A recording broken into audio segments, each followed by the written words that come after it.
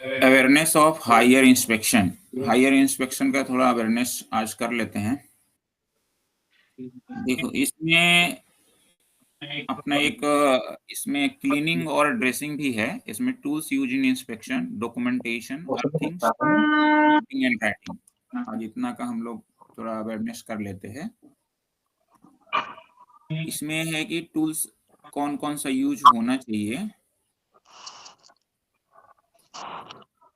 तो इसमें देखो मेन इंपॉर्टेंट तो बहुत सारे टूल्स हैं, लेकिन कुछ कुछ आइटम कभी कभी हम लोग इंस्पेक्शन में ले जाना रह जाता है, तो इसमें से कुछ आइटम को हमने अलग से कर दिया है। जैसे 3 मीटर का मेजरिंग टेप हो गया, 12 इंच का स्केल जो हम लोग 1 फुट का स्केल लेके चलते हैं, 20 मीटर का मेजरिंग टेप होना चाहिए, PSR हो गया, ACDC क्लैम मीटर हो गया, hydrometer, chamois leather, megger, meter for current and voltage taken of charger. Grease gun का भी कई बार देखा है, ग्रीस गन भी ढूंढते हैं कि भाई आप मेंटेनेंस के लिए निकले हो तो ग्रीस गन रहता है कि नहीं आपके पास। गेज 5 mm और 1.6 mm का गेज ही यूज करना है इंस्पेक्शन के दौरान।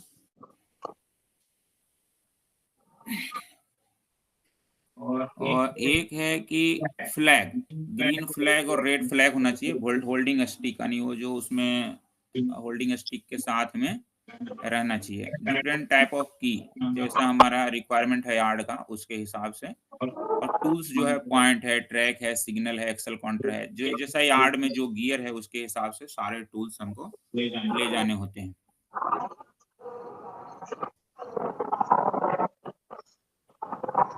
टूल्स के बारे में कुछ इम्पोर्टेंट थिंग्स है जो जानना चाहिए। सभी टूल्स इंसुलेटेड होनी चाहिए, सभी मेजरिंग टूल्स टेस्टेड होने चाहिए। ये एसीएम में भी एक पैरा है 3.8.6 का, उसमें क्लियर लिखा है कि जो भी टूल्स ऐसा होना चाहिए कि बिल्कुल इमीडिएट यूज के लिए तैयार होना चाहिए। मेजरिंग टेप भी इंसुलेटेड होना चाहिए।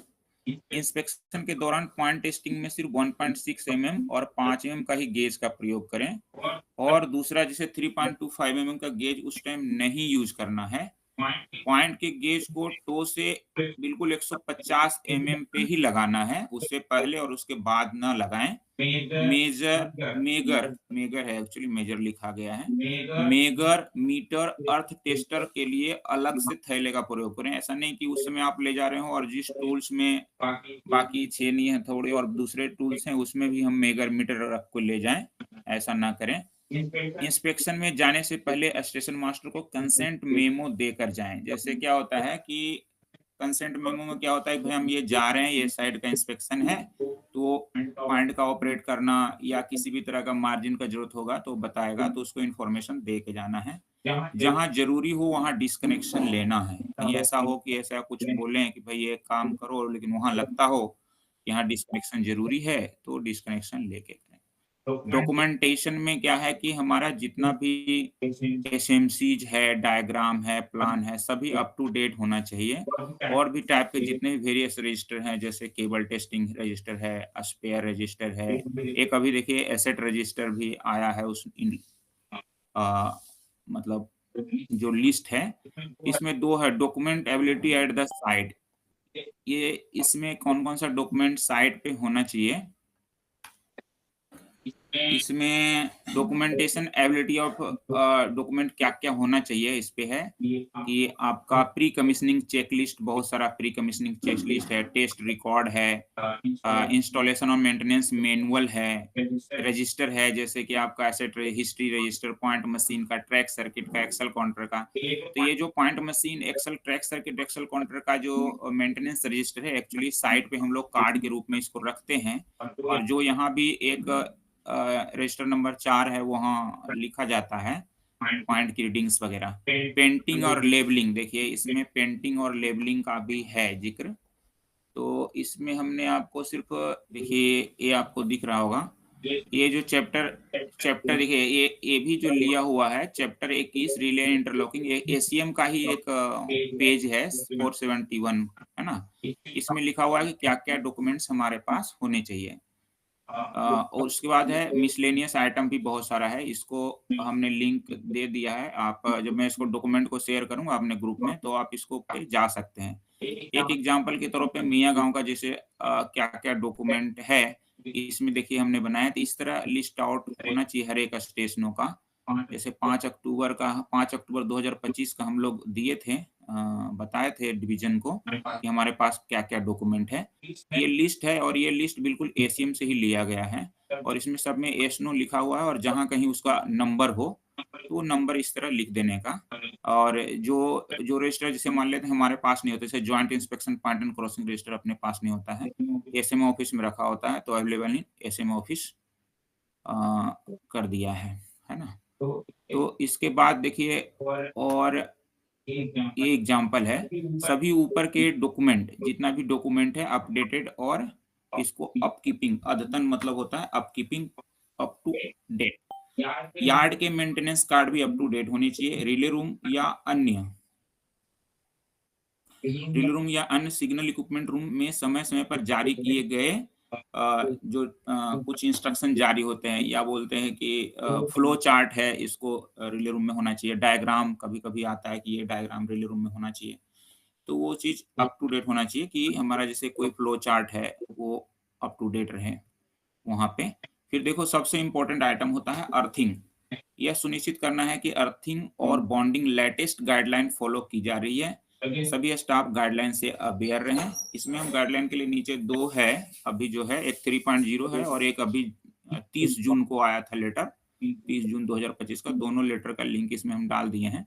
ये आप पढ़ सकते हैं, मैं आपको दिखाता हूँ। सभी आउटसाइड के अर्थ की कंटिन्यूटी मिलनी चाहिए। A1 अपना E1 एक रोस्टर भी है। अर्थ की टेस्टिंग डेट और वैल्यू लिखी होनी चाहिए।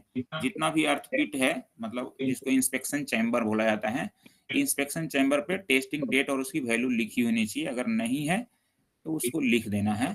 अर्थ इंस्पेक्शन चैम्बर प्रॉपर क्लीन और कवर होना चाहिए। जहाँ अगर चैम्बर टूटा-फूटा है तो नॉलेज में लाइए और उसको सही करने का प्रयास करनी चाहिए। क्लीन और कवर होना चाहिए, ऊपर से ढकी हुई होनी चाहिए। रिंग अर्थ का बहुत इम्पोर्टेंस है। रिंग अर्थ में देखिए एक डिज़ाइन बनाया हुआ है हर जगह, उसको ऐसा रखना है कि ताकि देखने में अच्छा लगे और क्लीन हो, और उसको जो भी चैम्बर है, उसका इंस्पेक्शन चैम्बर है, उसको जब कोई खोल के देखे तो अंदर भी क्लीनिंग होना चाहिए। और इसमें देखिए रिवाइज़ टैन आया है, ये है 30 जून का लेटर है। इसमें देखिए ये आपका कब का है, 30/6/2025 का लेटर है।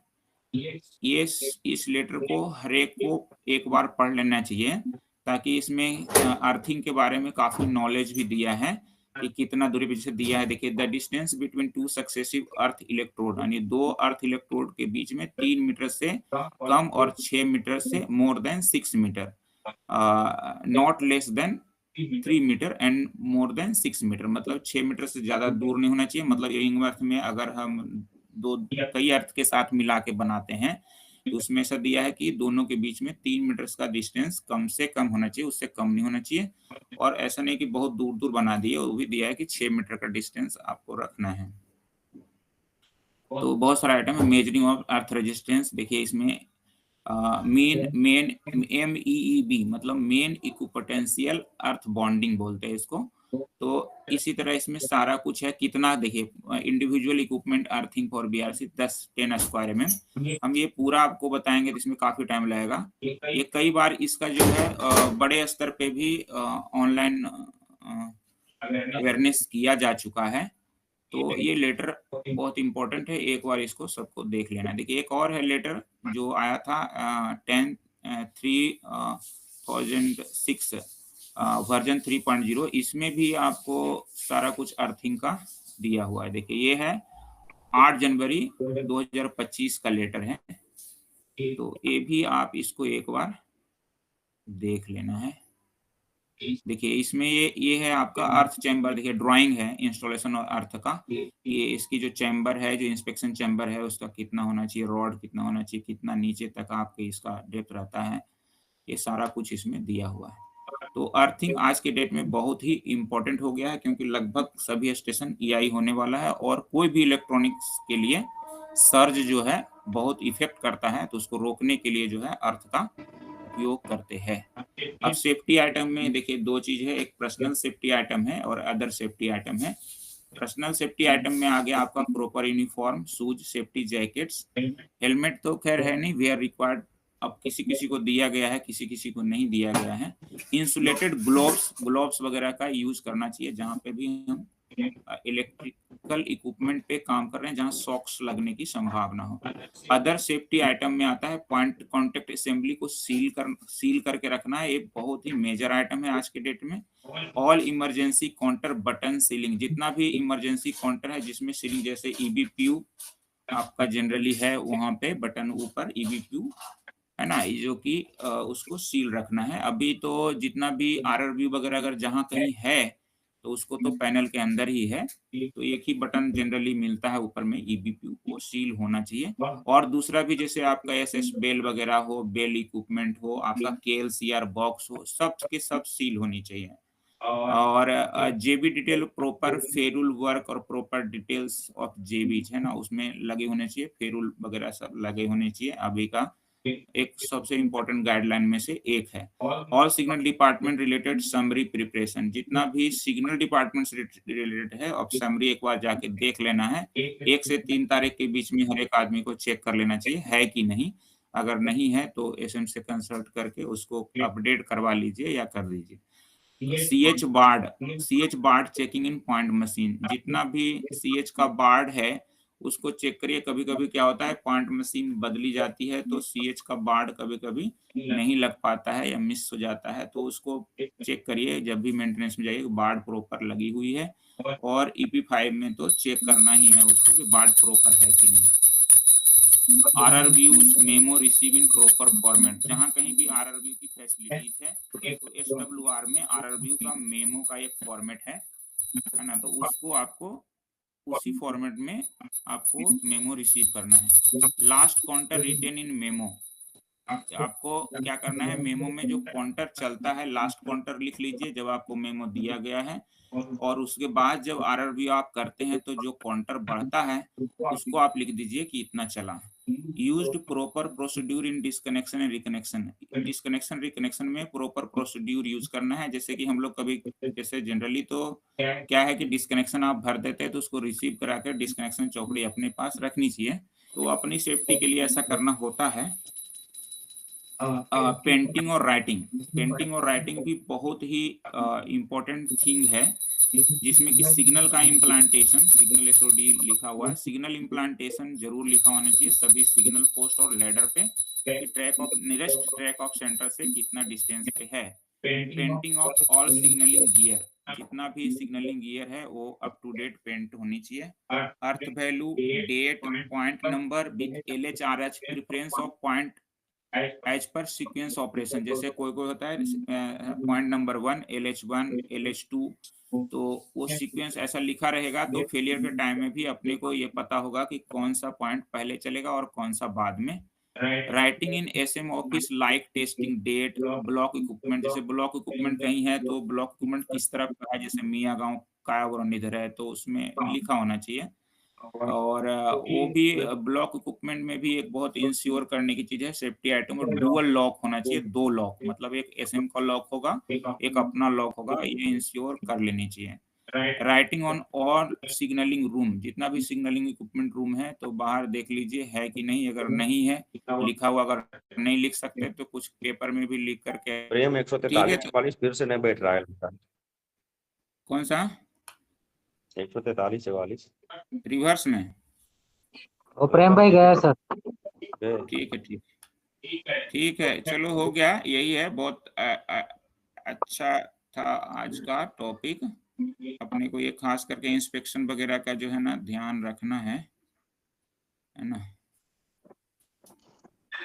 तो क्या है कि लास्ट खत्म हो गया, ठीक है। और जितना भी समय समय पे आता है लेटर वगैरह पे, उस पे अपने को कंसंट्रेट करना है बस, ठीक है।